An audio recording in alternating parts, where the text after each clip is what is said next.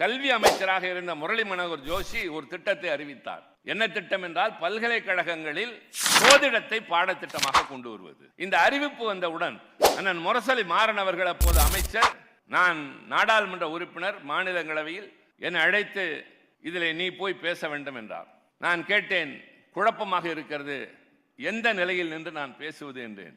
என்ன எந்த நிலையில் என்றார். இல்லை, நாம் கூட்டணியிலே இருக்கிறோமே என்றேன். இருந்தால் என்ன, எதிர்த்து பேசு என்றார். எதிர்த்து பேசு என்றால் மாநாடுகளில் பேசுவாய் அல்லவா, அதை போல பேசு, என்னையா பதவி, கொள்கைதான் முக்கியம், போய் எதிர்த்து பேசு என்று சொன்னார்.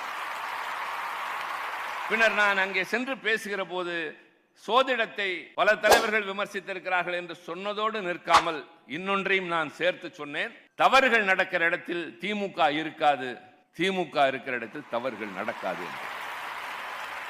இது நானாக சொன்னது. மாலையில் அவரை சந்தித்த போது என்னுடைய உரையை வாங்கி பிடித்தார். கொடுத்து விட்டு ஒன்றுமே சொல்லவில்லை. ஆனால் செய்தி தலைவருக்கு வந்து சேர்ந்திருக்கிறது. அதுவும் எனக்கு தெரியாது. 3 தினங்கள் கழித்து வட சென்னையிலே நடைபெறுகிற பொதுக்கூட்டத்தில் கலைஞர் பேசுகிறார். நேற்றைக்கு முன்தினம் நாடாளுமன்றத்தில் நடைபெற்ற விவாதம் ஒன்றில் தம்பி திருச்சி சிவா கழகத்தின் சார்பில் சோதிடத்தை எதிர்த்து பேசுகிற போது ஒரு கருத்தை தானாக சொல்லியிருக்கிறார். திமுக இருக்கிற இடத்தில் தவறுகள் நடக்காது, தவறுகள் இருக்கிற இடத்தில் திமுக இருக்காது என்று சொல்லியிருக்கிறார்.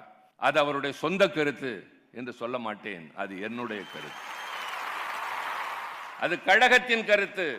இதுதான் நாங்கள் என்றைக்கும் சொல்வது என்ற போது நான் சிலிர்த்து போனேன். உணர்ச்சி வசப்பட்டாலும் கூட ஒரு சரியான கருத்தை கழகத்தினுடைய ஒரு இளைஞன் சொன்னதை பாராட்டுகின்ற ஒரு தலைவரை நாம் பெற்றிருக்கிறோம் என்று. அதே போலத்தான் இன்றைக்கு அந்த வரிசையில் தம்பி உதயநிதி ஸ்டாலின்.